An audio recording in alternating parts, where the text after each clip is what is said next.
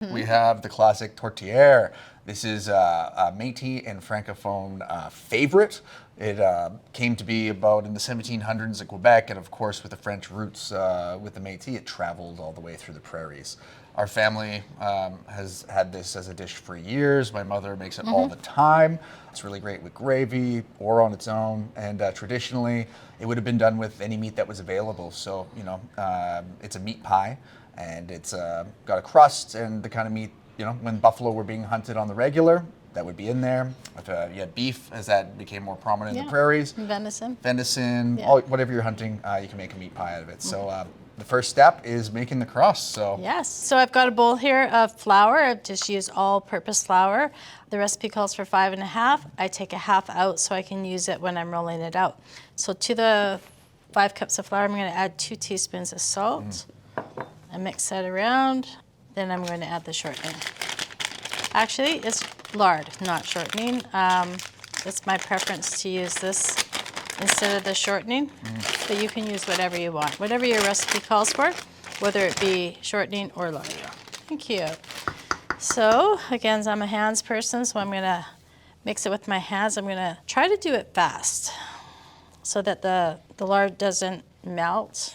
So you just want to quickly try to incorporate the lard into the flour. Nice, getting those hands dirty. Yeah. Doing a great job. Thanks.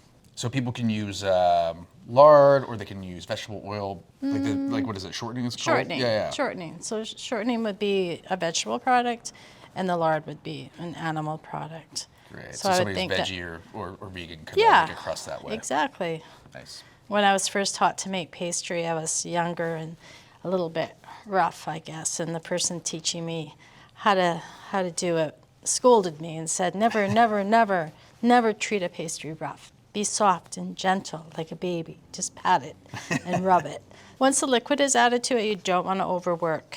Great. So you want to be gentle with it so you have a nice, flaky kind of crust, right? Not at this point, but once you've added the liquid, you do need to be a little bit gentle with it. Now, when we were planning for this, I was going to do this, but she won't let me do the crust, which is okay. You do it much better. So. Okay, so all the lard is incorporated, all the big chunks are gone, and it's kind of little pea shapes or pea sizes. So now we're gonna add the liquid. So you're going to take your crust and you're going to make a hole in the center. Okay. Okay, so there's a hole and that's where you're going to put the liquid. It's my secret here. I have some ice in a cup. I'm going to add an egg and 1 tablespoon of vinegar. Okay. Why is it important to use ice? I don't know. That's just what I was taught, to use the ice so that the water is really, really cold. And I don't know if that's just to sort of bring it all together or what. So you want to measure to 1 cup. Nice. And you're a bit old school with the way you cook. You kind of just go. Old school? Yeah, you just go with feel. You're young on the inside, though. I feel you. There. So I want to make sure that it's to 1 cup, and there it is. Okay. Good. So now I'm going to take that egg, vinegar, and water mixture, and I am going to pour it into the middle. All right. Incorporate it all in. He makes amazing pies as well. Apple, all the berry pies. Yeah, it's all coming together. Nice. There we go. So I'm going to use my hands now. And this is the gentle part. You're just going to gather it into a ball. So the dough's ready. And I'm going to sprinkle a little bit of flour. And that's that extra half a cup of flour that I took out of the recipe, out of the 5.5 cups of flour. I'm going to take a piece of that dough. I'm just going to make a small little ball. So you want to have the bottom shell, and then there'll be the lid of the pie, right? Yeah. Nice. And what happens if you go too hard on it or too long? It'll be too tough. So I'll take a little bit of flour and rub it on my thing and start to roll. This recipe makes 3 pie shells. So, nice. So I just take enough for the bottom pie shell, and then I'll have enough left over, and then maybe there will be enough crust over it to make some treats.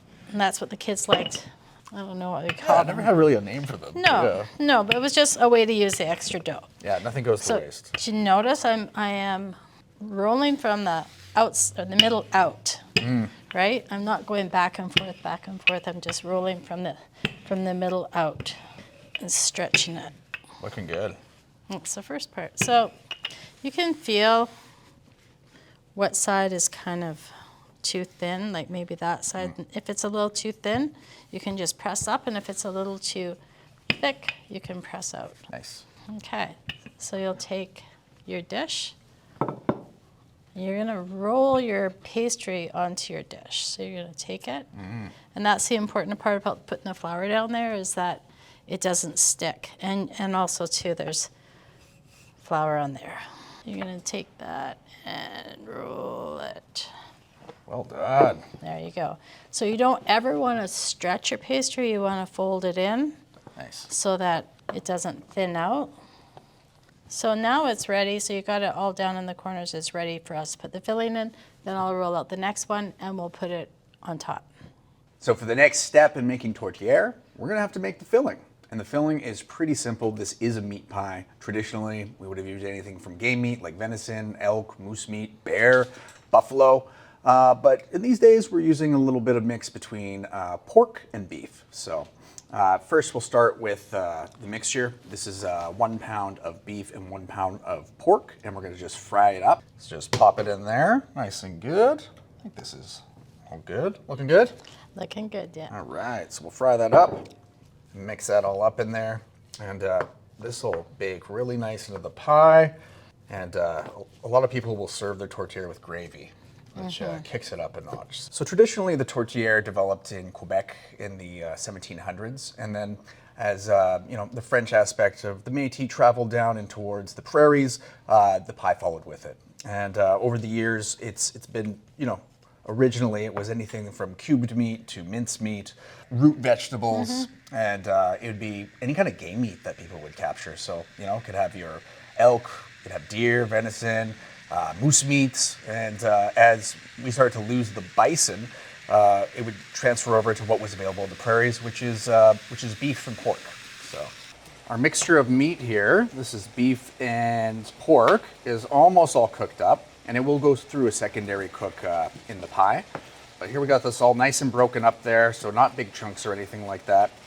Then we're gonna add in our spices and our veggies. So we have some salt here, of course, so that's about how much? It's about 2 teaspoons. Okay, great. A little Salt Bay, good to go. And then for the spices, we got ourselves a little bit of allspice and pepper and that little cinnamon in there too, right? Yeah, you can add it all. Great. It smells delicious. And then what really brings out the flavor is these fresh herbs there. So this is chopped rosemary. And then we're coming in with our chopped thyme. And then a little bit of chopped sage as well. Really bring that flavor out. And we have a family secret ingredient, which will remain a secret, but it's in there. So every family has one, and I just can't reveal it or it won't be secret anymore. Right? We have our onions. Let's get those in there. And then last but not least, we have shredded potatoes. And that'll really thicken it up. And we'll let that cook up for a bit there. So we'll let that sit for a little bit. We'll come back to it. And then we'll get it inside that tourtière. While Jordan's finishing that up, I'm going to do the top for the pie. Make sure there's flour underneath. So filling is done. We've caramelized those onions and those potatoes are nice and soft, and they'll go through a second cook in the oven when the pie's baking. So we'll put the filling in, and then we'll put the lid on it, and then a couple finishing touches with the crust, and then we'll be good to go. So. The reason you put the potatoes in is it's a starch, so it kind of creates a bit of a gravy for the tourtière. So it's just not all crumbled meat. It also has a bit of a gravy to it. So I'll put the meat in now. Just 1 second, let me get this out of the way. Okay. Okay. All good here. Nice and gentle in there.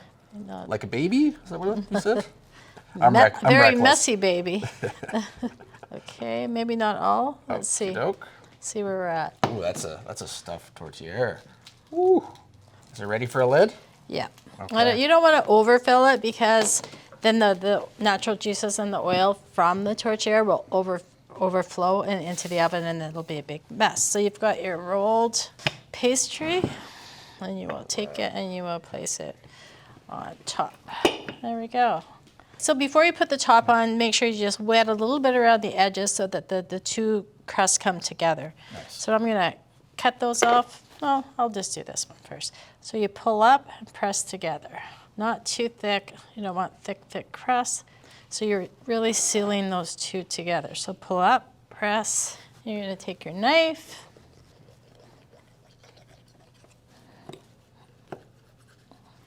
There you go. And then George gets to do his favorite little. You need to let the steam escape. And he's gonna put some nice little bird feed on there. Here we go. You let me know if I'm doing it right. How would you do it? I would do a V. Okay. Just nice. a V. See, look at that. Flows so much better. Yeah, it's an experience. There, and just to let the steam escape.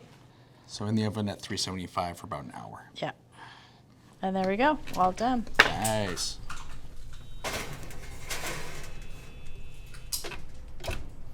Well, we have leftover pie dough, and what the kids really look forward to when we were making pies was a little bit of leftover dough that we could roll out and put some sugar and some cinnamon on it and bake it, and then they just have little cinnamon treats. You don't want it too thick. You want it to be nice and crunchy when you bite into it. I'm gonna brush some What's that? butter onto there, some melted butter, and then George, you can sprinkle the brown sugar and the cinnamon on. Would be my honor. Butter, Yep. cinnamon sugar mix. Is that enough? Oh, a little bit more down. Okay. Okay. Great. That way there's no waste when you cut off those pie trimmings. Mm-hmm. You could make another pie with just the bottom shell. Open-faced. Open faced pie, yeah. Nice. Let's just do like this. Bring it over here. And then we just put them on. And we don't have a cookie sheet, unfortunately, but this will do. We just lay them out like that. Okay. Great. We'll take these here. And throw them in the oven. Nice. Looking good. 375, 400. Yeah, And just like 10 minutes. Yeah, just keep an eye on it. So. Yeah. All right, so meal is cooked, food is out on the table, but the last thing, Gravy.